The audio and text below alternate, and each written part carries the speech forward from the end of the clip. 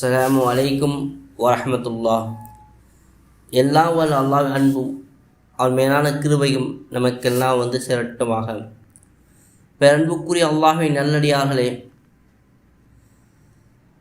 கஷ்டங்கள் சிரமங்கள் நீங்குவதற்கான அற்புதமான வசீஃபாவை பார்க்க இருக்கின்றோம்.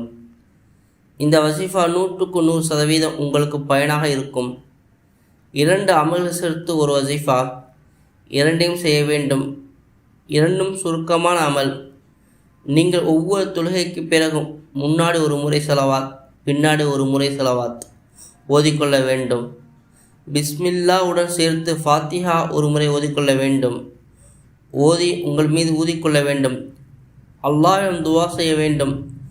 என்ன சிரமம் இருக்கின்றோ அந்த அமலின் பொருட்டை கொண்டு, யா அல்லாஹ், இந்த சிரமம் நீக்கிவிடுவாயாக என்று துவா செய்து கொள்ள வேண்டும். இதை உங்கள் வாழ்க்கை ஒரு மாமூலாக ஆக்கிக்கொள்ள வேண்டும். ஃபாத்தியாவுடைய சிறப்பு என்னவென்றால், தொழுகைக்கு பிறகு ஒரு முறை ஓதுவதால் எப்பேற்பட்ட செய்வினை பிரச்சனை நீங்கிவிடும். இது முதலாவது அமல்.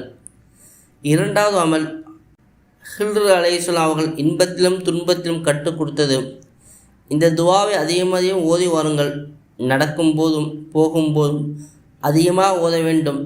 இது ஒரு மஹ்மூலாக ஆக்கிக்கொள்ள வேண்டும்.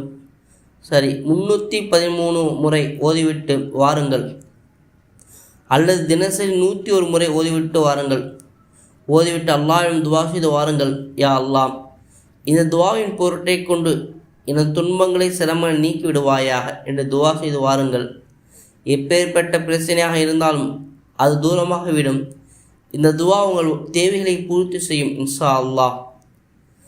யா லதீஃபம் ஃபி ஹல்கிஹி யா அலீமம் பி ஹல்கிஹி யா ஹபீரம் பி ஹல்கிஹி உல்துஃப் பி யா லத்தீஃபு யா அலீமு யா ஹபீரு. துவாவுடைய சாராம்சம் என்னவென்று சொன்னால், அவனுடைய இரக்கத்தை கேட்கின்றோம். யா அல்லாஹ், படைப்பினங்கள் மீது இரக்கம் உள்ளவனே, படைப்பினங்கள் உடைய செய்திகளை அறிந்தவனே, படைப்பினங்களுடைய ரகசியங்களை அறிந்தவனே, என்னுடைய அழகிய முறை நடந்து கொள்வாயாக, என்னுடைய இலகிய முறை நடந்து கொள்வாயாக என்று அல்லாஹ்விடம் துவா செய்து கொள்ள வேண்டும். இதை கேட்டு வாங்க, நிச்சயமாக மாற்றத்தை உணர்வீர்கள்.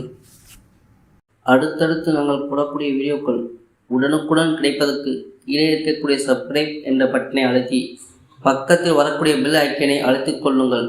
அல்லாஹ்வின் நினைவில் இன்ஷா அல்லாஹ் வாழ்வோம்.